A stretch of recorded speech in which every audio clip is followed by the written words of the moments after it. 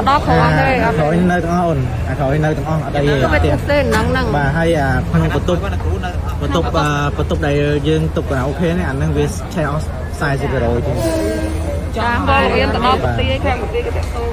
เยี่ยมตุกโตกับแม่เขาได้บอล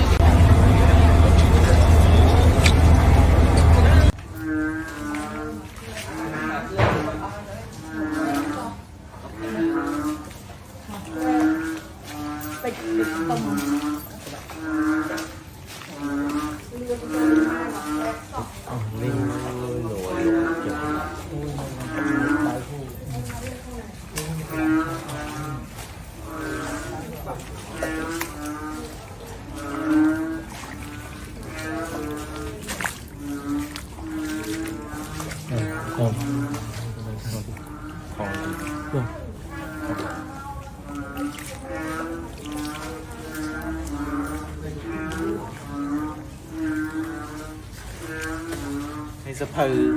ยกระบายกลอ๋อแต่ยังลุตานะลุขึ้นดูตาเนี่ยเราอ้อให้หนิวะไปอ้อให้เช็คอ้อให้ก่อนเป็นเรื่องไม่มาเรื่อ